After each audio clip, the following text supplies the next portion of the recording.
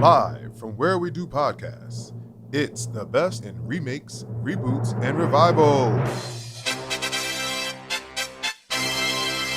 And now, your hosts, Nicole and Rolando. Thank you. Good evening or good day. I don't know when you guys are listening. So. Welcome, and we are super excited to do our end of the year episode. This is going to become an annual thing. We did it last year, we're doing it this year, and I hope to God we get to do it next year. Oh, what are you implying, Nicole? Are you implying that one of us will no longer be here? The podcast will be defunct? What is it? What's it? It's 2020 has been a dark year. Let's end it on that dark Seriously, note. yeah, I'm ending it on the note that this whole year has set for us. But, we made it. I mean, this year we didn't have some material to work with, and we took some time off because of the pandemic. But, I think we have enough to do a best of and worst of recap. Definitely a worst of. Definitely a worst of. When we were going through this, I was kind of having difficulties with certain things. But so here we are. We're going to be doing a couple different categories, and Rolando and I will be picking our best and worst in each category. And then at the end, we will tell you the audience pick for the best. The audience, we're not going to let you guys pick the worst. With us today, we have an audience member by the name of Eddie Z. Eddie, Woo! hi. Hey. What's going on? Did you call me an audience member? Yeah, I was going to say. You're in the always audience with today. us. Oh, okay. You're like, this is the award show. You're like the producer behind the screen saying, like, wrap it up. You're talking too much. He's going to play the music when we just go on for too long to get us off stage.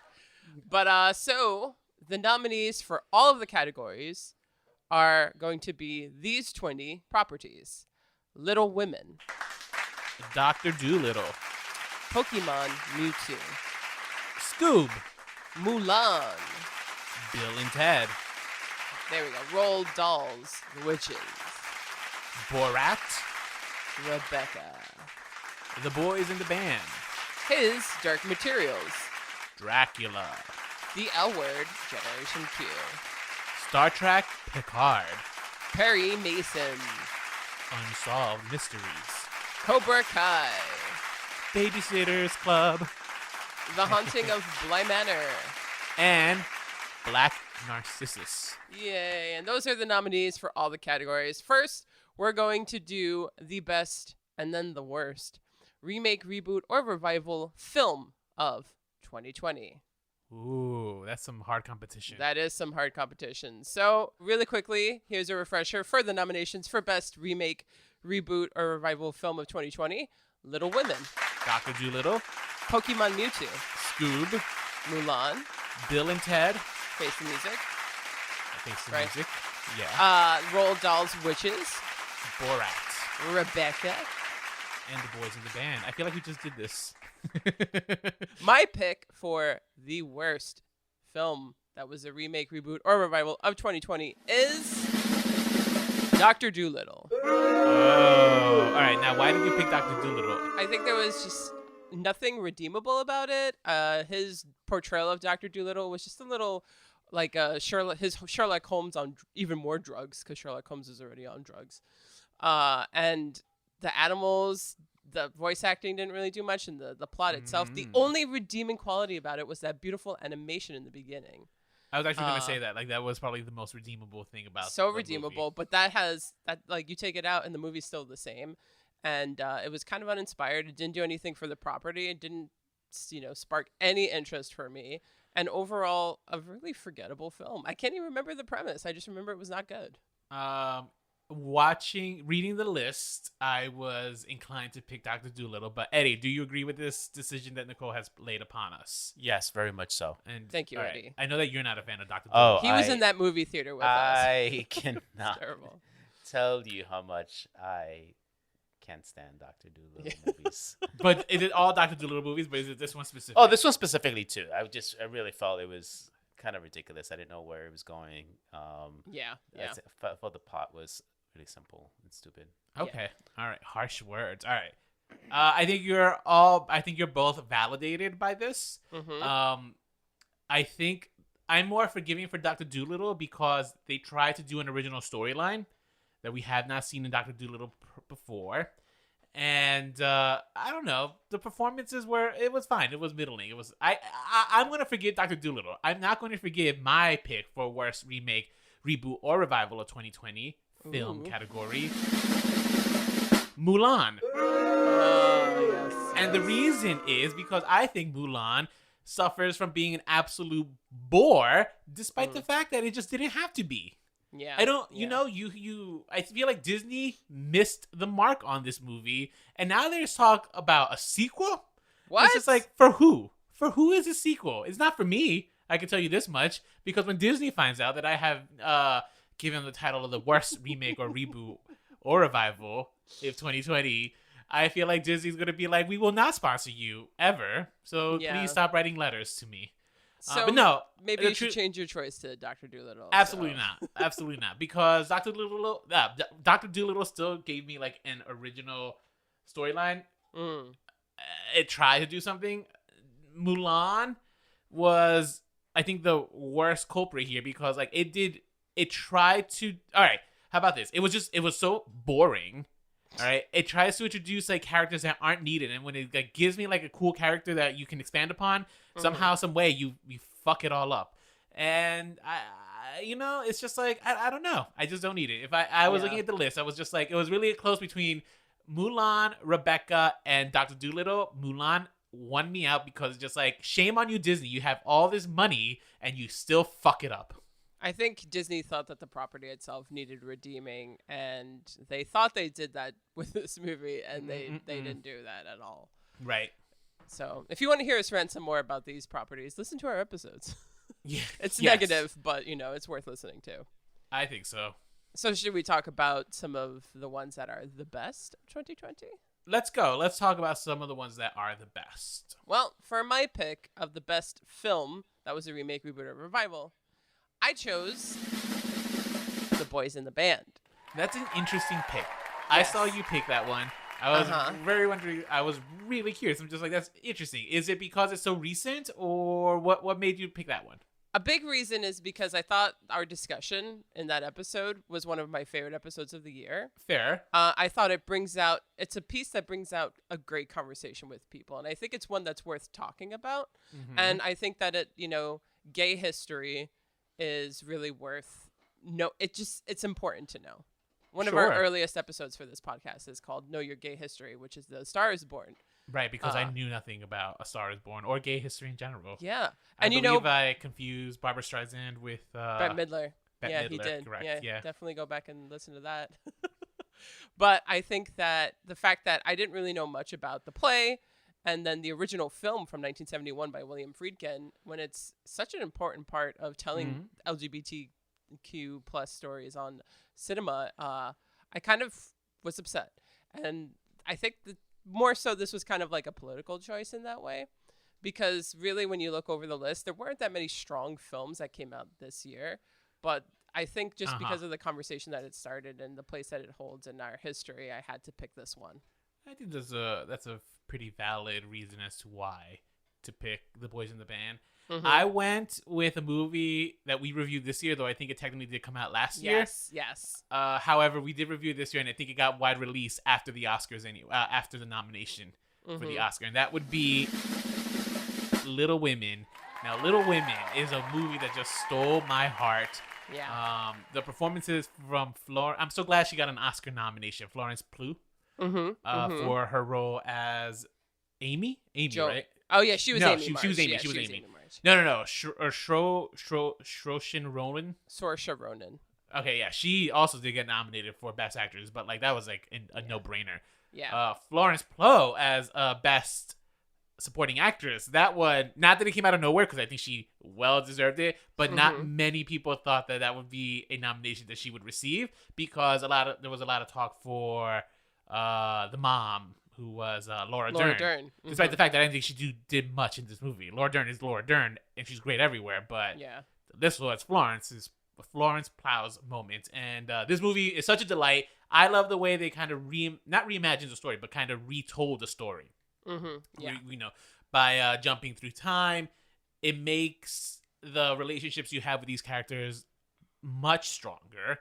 than I think any Definitely. adaptation we've seen, and it just felt like the right moment. It just felt like the right movie for this generation Yeah. of audiences. 100%. And if you're Yeah. going to tell for like the umpteenth time Little Women in cinema, you're going to do it a little differently and you're going to add different elements that are, 2020 appropriate. And that's exactly what Greta Gerwig did. And I almost picked it, but I didn't pick it for the very reason you said, where technically it was last year. And then why was it on my list, huh?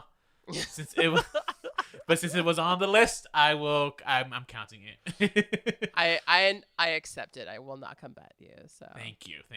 All right, so the nominees for the best and the worst remade, rebooted, revived TV shows of 2020 are His Dark Materials, Dracula, The L Word, Generation Q, Star Trek Picard, Perry Mason, Unsolved Mysteries, Cobra Kai. Babysitters Club, Every time, I love it. The Always. Hunting of Bly Manor. and Black Narcissus. All right, so Rolando and I agreed with what the worst is. So shall we say it on the count of 3? Sure. All right, 1, 2. Black Narcissus. And I will say this. I'm not saying that Black Narcissus is a bad show by any means. I think it was an enjoyable watch. I just think compared to like everything else that actually was that we had to review this year for TV, it was the weakest one. I would agree too. Although I would say that I think it was kind of overdone and a little too long and over dramatized for my liking. I mean, the episodes are like what, an hour and a half each, and it's a 3-parter. Yeah. Yeah, I don't disagree with you. I think there were things about it that I appreciate, but it was overall, compared to what the offerings were for 2020 and television, this was the weakest one. Definitely. So shall we discuss our bests then? And my pick for the best remake, reboot, or revival of 2020 television category is The Haunting of Bly Manor. I was so going to pick this. Yes. But because all right, well, I want to hear why you picked this before I said why I didn't pick it. I picked it because this was a beautiful tragedy that I was, by the end of it, you're just gushing tears for Just like Christmas this on the Square. love story. That was just a train wreck, not a tragedy. No, I think this was just such a well-told story. I think the casting was so impeccable. Rahul Kuhio, he's the cook. He's so underrated, but like his chemistry with the actress who played Hannah, right? I mean, talk about chemistry, right? I just wanted them to be together, run off, leave England. And then you also give me like this beautiful lesbian love story that I just was not expecting. It came out of nowhere. I guess it didn't come out of nowhere, but like when you're watching a thriller, right? Like a psychological horror, I don't expect an LGBTQ slant, and I think this gave me and it felt like a Disney story in some sense, like a dark, twisted Disney story, but like this is a story ultimately where love wins, and it's tragic how love wins, but a spell is broken because of love, and that's not Disney. I don't know what is. As much as I am a fan of Bly Manor, and I really was moved by that love story, it's actually like a running joke in the lesbian community that all of our stories end in death. So do a lot of gay stories. It's very common with lesbian stories. Interesting. Why do you think that is? Because I don't know, I think that writers just don't know how to tell stories, so they put it in there, but then they want to get rid of it, so then they just kill them off. It's just, and then it sounds like writers just think women are too emotional, and they're just like, the emotions get them, they die. And yeah, there you go. They combust. Yes. Exactly. But I didn't pick this actually because I felt like it was just so its own thing. It was just like brand new thing. Of course, it was based off of the turn of the screw, the Henry James novella. And if you see Turning of the Screw, and if you see the Innocence, yeah, right, like you see a lot of those beats play out, and I was just like, oh, I'm shocked. Yeah. So yeah. So I mean, very similar, but it's so much its own thing that kind of just came out of Mike Flanagan's creativity. My pick for best is very much its own thing that sprung from a classic 80s film, and that is very much has the heart of that within it, which is why my pick for the best, and even though it's season 2 and season 3 is coming out just 2 days, so excited. How exciting. I am going to take it as my best of 2020. Cobra Kai, because it made its switch on over to Netflix, and I mean, let's be honest, most of us, that's how we saw it. So this is a 2020 property. Absolutely true. No, I agree with you on that. Yeah, one. definitely. Yeah. That's a fair point. Definitely. Like, no one.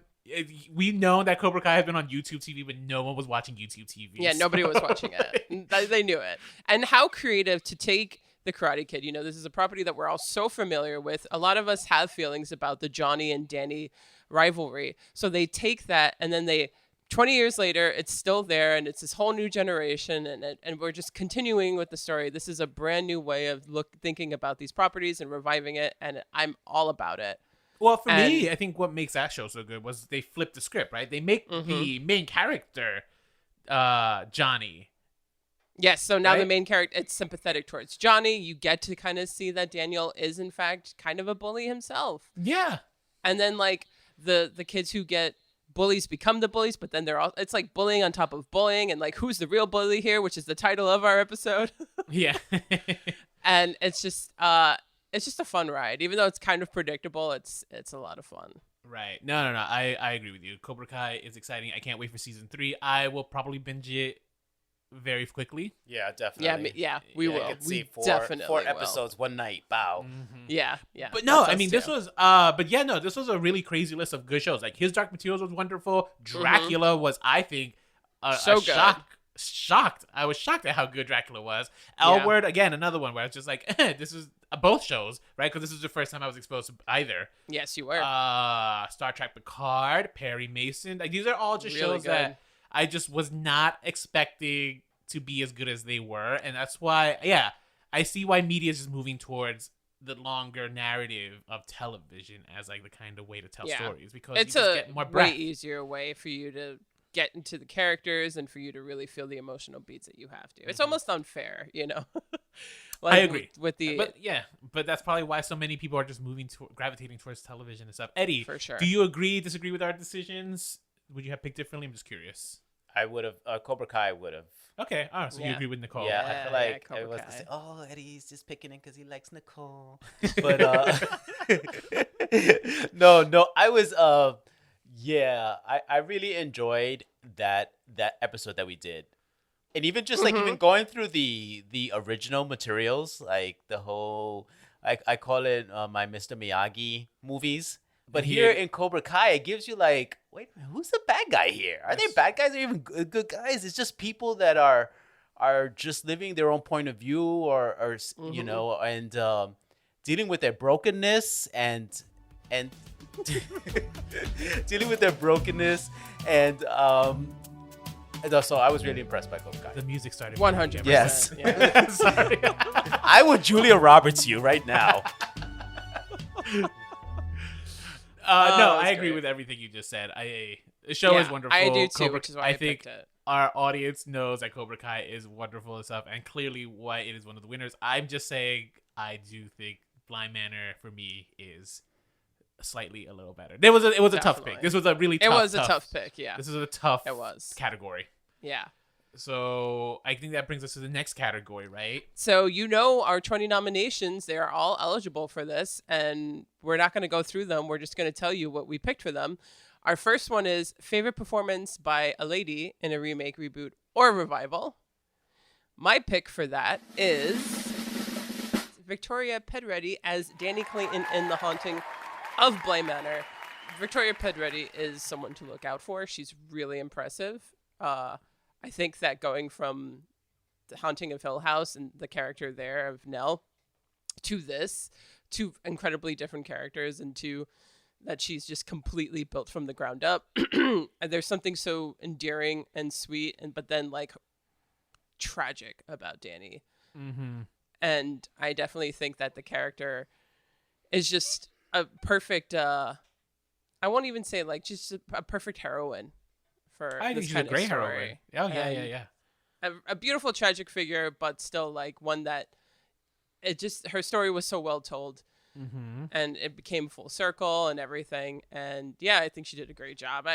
We already kind of talked about Bly Manor since you picked it, but I do think she did a great performance as Dani, would agree. Interesting. I would actually pick Tania Miller as Hannah Gross. I think she is. Yeah, Hannah Gross is great. The too. one I'm going to be watching out for. She was spectacular as Hannah. Not to take away from Victoria Pedretti.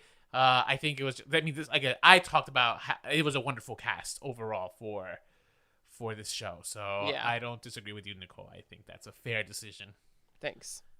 Now, my pick for best performance by a lady in remakes, reboots, and I imagine when I say this, I should be curtsying by a lady in remakes, reboots, and revivals. Dolly Wells as Sister Agatha Van Helsing in Dracula. Very and good choice. Who do I know is going to agree with me but my husband, Edwin Ortiz? Good. Eddie. I totally agree. Yeah. And only because I said it. That was my pick before you even mentioned it. Yeah. That was it before you even mentioned it. So you stole it. But yeah, she was awesome in that. She was so awesome. I wanted my own show with her.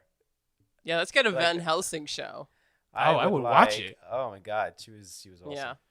Yeah. So the reason I picked her out of all the female performances in this is because this was such an exceptional performance. She is so, I mean, the way her character is written, she's so smart, so fast-witted. And then that's fine. You could write a character that way, but it takes a great actress to deliver that kind of biting tone when speaking to Dracula of all things, right? And then to take Van Helsing, like one of the most famous literary characters who's obviously famous for killing Dracula, and turn him into a female character. It worked so well. Did the ending get a little wonky? Sure, Yes, but it that does not diminish from her performance.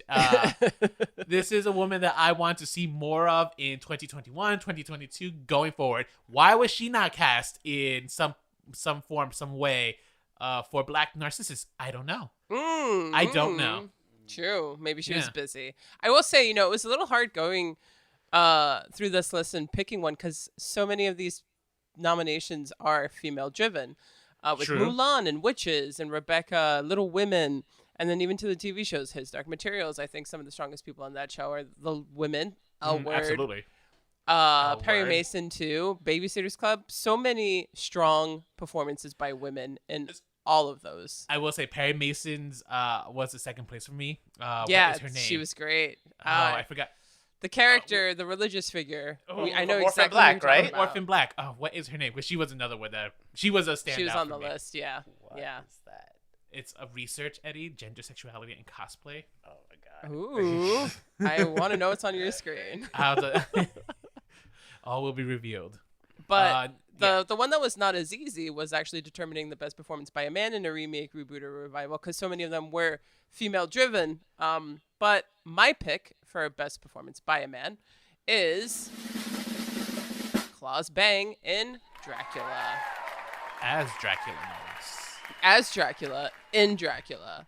Which is, that's such a hard role to It is play. such a hard role when you have so many people who came before you that defined it. Bela Lugosi, sorry. Christopher Bela. Lee, even Gary Oldman. Yeah, it's Bela.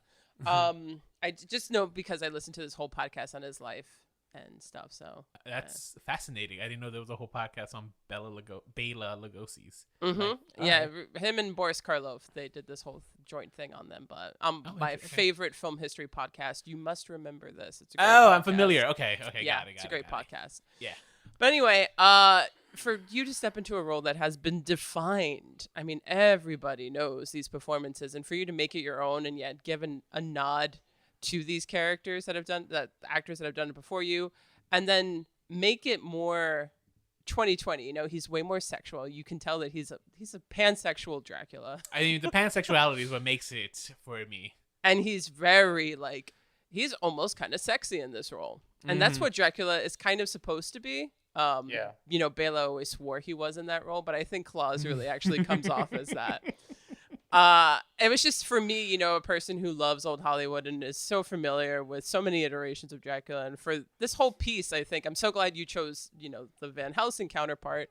Dracula was a real big surprise for us. I think we all were kind of not looking forward to having to watch a Dracula, and it just. I mean, yeah, no, floored Yeah, us. so true. Yeah. yeah. And then It's true. What a surprise! What a treat! Yeah. Yeah, and it's one of my favorite episodes we did this year. Definitely check it out, guys. Dracula's worth checking out.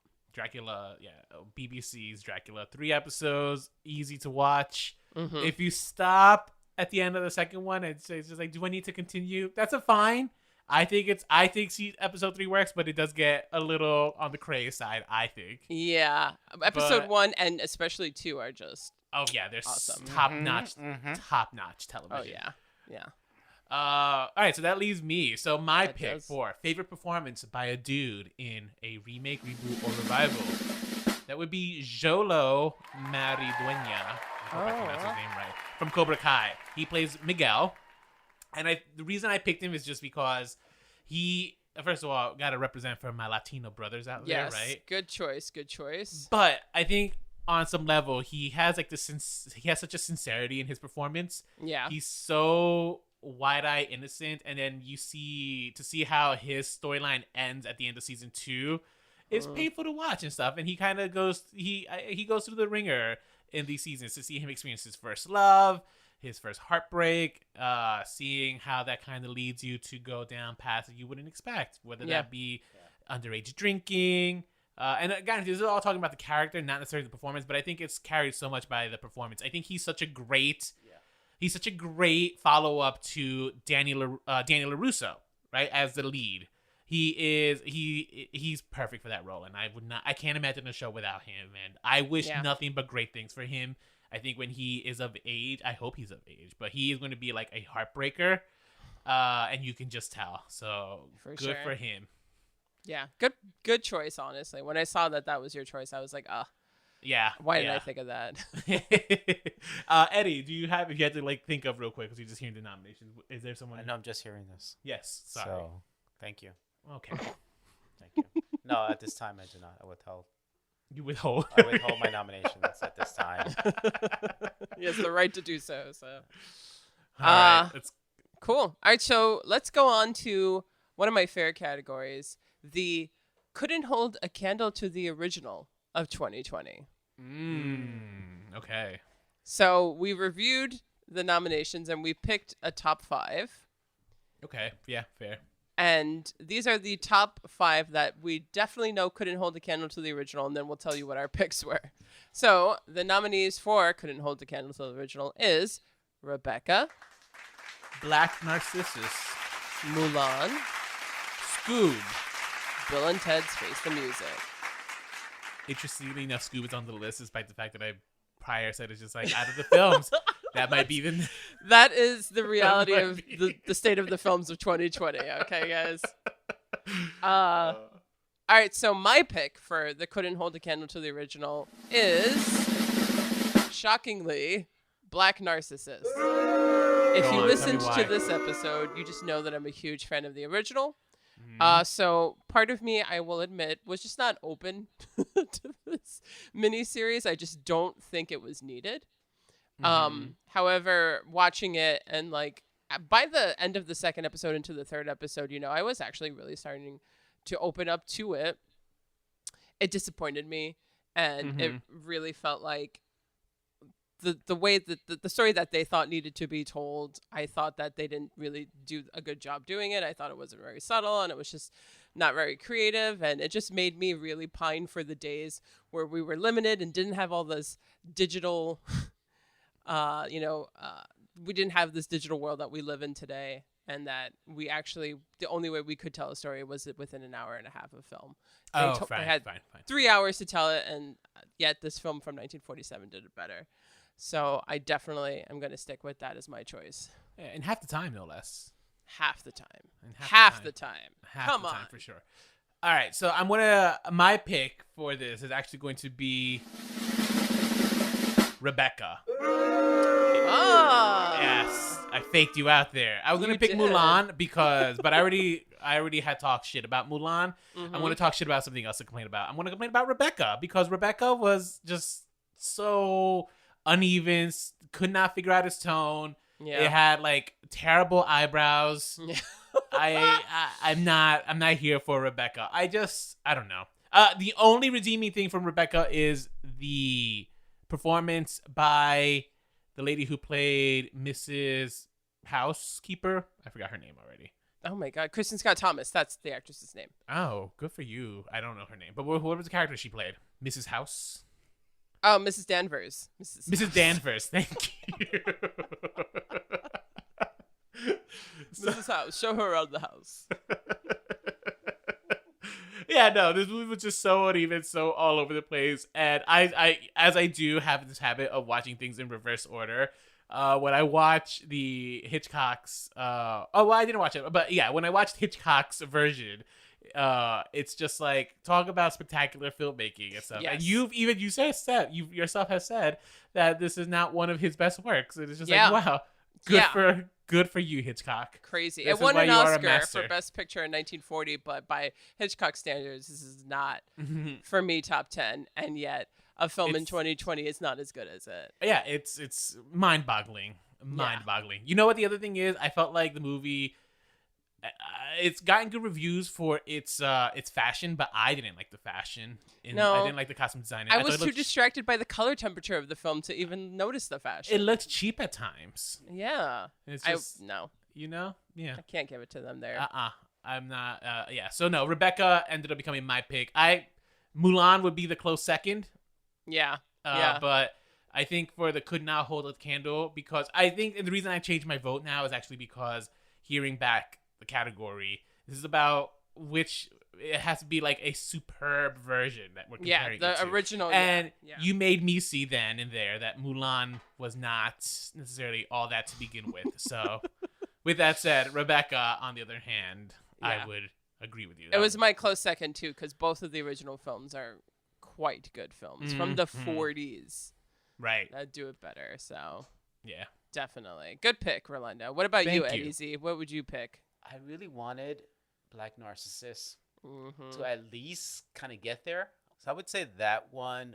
No, I agree with you. I think the show itself did feel cinematic in a way that somehow, some way Rebecca didn't feel. Yeah, And I don't so know how that's weird. possible. I know, it's so weird, especially because it was such So a weird. grand. Yeah. Everything yeah. was just over the top. It's just like giant house where the hallways are like 3 times normal size of anything, and then it's like, let's also have a house by the beach on the cliff, you know. So it's just like everything was so ridiculous. So yeah. All right. Yeah. Thank you for that, Eddie, for disagreeing with me yet again. So we've only agreed. We've only seen eye to eye just once, and that's on Dolly Wells for yeah, Dracula. Mm-hmm. Well, we've come to the end, the last category. And we always say at the end of every episode, was this needed? So we decided on 6 properties this year that we do, in fact, think was needed. And we're going to choose the one that we think was most needed. So the nominees are The Boys in the Band, Dracula, Perry Mason, The Babysitters Club, Star Trek Picard. Cobra Kai. We tied on this one, so I am excited because I think that there's a clear winner here, and I'm glad absolutely. you saw it too. Oh yeah. No. And it's so interesting, right? Because this decision influenced a lot of my other decision making, right? Because it's like I don't want to pick things over and over again. Yes, But- exactly. Spoiler.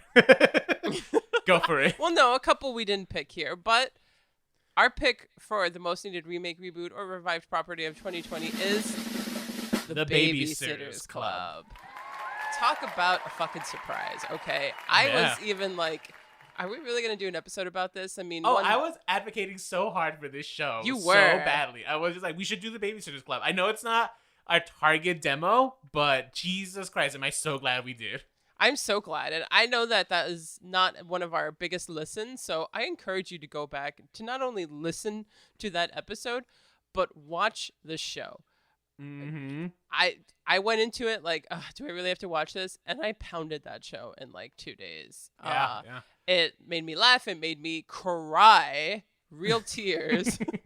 And the representation that is happening on that show is so fantastic and so what is needed for the youth of this country. And that is why this is needed, in my opinion, is because of the effect that it is going to have on the younger generations. It's so positive and it's so inclusive, and it's actually, I'm going to use the word, rather beautiful. And without being preachy. Without being preachy. Yeah, like I think that's important. Like sometimes you could be all that but still be too preachy to like get that message across. This one does it in such an organic and very, very appropriate way where you're in that. I mean, talk about performances from a great cast and great set design, great color palette. And it's not all sunshine and lollipops, you know, like some of these characters have real problems and real things that they're dealing with and personality disorders. So it's also a really accurate portrayal of what it's like to grow up. No, absolutely. That's what I really enjoyed. I felt like it was real in that sense that it kind of gave you those things, and it wasn't making it simple. Yeah. Doing it. Like the message, it wasn't like making a very simple message. And it wasn't talking down to anybody, or it wasn't making like, oh, this is really, I mean, you know, it is geared for a certain age group, definitely. But it was something that you could enjoy. 100%. 100%. And it's also definitely, it provides that space once again. It's like when you have the generation that grew up with the original Babysitters Club, and then their kids are enjoying the new version. And you have that space where you can have discussions about the topics that are presented. Yeah. You know? Yeah. Oh, absolutely. I mean, the show is wonderful. Yeah. I'm shocked that, well, I'm not shocked, but as Nicole said, if this was one of our least listened to episodes, shame on you, listeners. Go back. Judging a book by its cover. It's, the show is so good, and you'll hear us clamor about what makes it so good. Yeah, and, the only thing that it doesn't have is that great song from the 90s version. Yeah, it's true. Not even like friend. a reference to like a you know, they could have like gone subtle with it, right? But they could have, but they did not. Opportunity missed there. So that's points off for 1 point off, 10 points off for Gryffindor there. But compared to everything else though, like I mean, this was another hard list, right? Like I had to really think about it because I almost did. I think the one that I was actually almost going to pick was actually going to be either Cobra Kai or The Boys in the Band for this one. But I think I had to go with my heart, which is just like Babysitter's Club. No, Babysitter's Club was, and the reason is just because I think you nailed it in the head. It's a show for younger audiences, and my God, does it make me feel so hopeful for like our future generations. I can't wait for my niece to watch it. You know, like I will advocate for it. Yeah. If it's still relevant by then. Hopefully, I think it's gonna. I think it got picked up for another season. Good. That's good news. Yeah.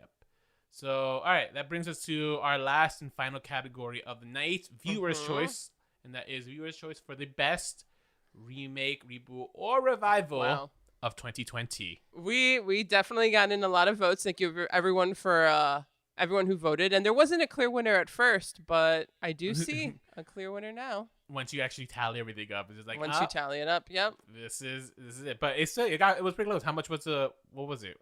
Like literally one vote or like 1%? It was, I think, just by one vote that this won. Okay. Yeah, because people had a lot of different favorites. So that's good. I think for the audience pick, Rolando and I will say it on the count of 3. 1, 2, 3. Cobra Kai. I'm so glad the audience also agrees that Cobra Kai is a 2020 show. Yeah, this is a definite, it's a definite audience favorite. People really love this show. Yeah. This is definitely one of those like cult shows. So it worthy of it though. It's so good. It is. Yeah, I'm not surprised by this pick, and it was a good pick because it was my pick too for best TV. I am on board this train, and January 1st I will be there. January 2nd. January 2nd. God damn it! And one more day after that. Yeah. It's okay. I got RuPaul to watch on January 1st. Cobra Kai. Congratulations, Cobra Kai. You can get your award will be mailed into you. Yes. I'm picking this up on behalf of Cobra Kai. Thank you. Well, this was fun. Yeah, this was a good one. We had a lot. We had so much left to say. Much left to say. Couple of extra things we wanted to say about these properties, and I'm glad we finally got to say them. I'm so glad. I definitely want to hear, even though you guys let us know your audience pick, we still want to hear some more from you. And we want to tell you, and we want you to tell us what you guys want to hear in the new year of 2021. You can reach out to us by emailing us at remakes.rebootsrevivals@gmail.com. We are active on Instagram at Remakes, Reboots, Revivals. That is our handle. You can follow us on Facebook, just facebook.com/Remakes, Reboots, Revivals. And we are also on Twitter at Remakes Podcast. And if you've enjoyed this podcast, please leave us a good review on Apple Podcasts. It really does help us out. And more importantly, it helps other people find us. Yes. And Which, if you enjoy it too, tell your friends. Yeah, for sure. Yeah. All right. Well, until next year, Stay unoriginal.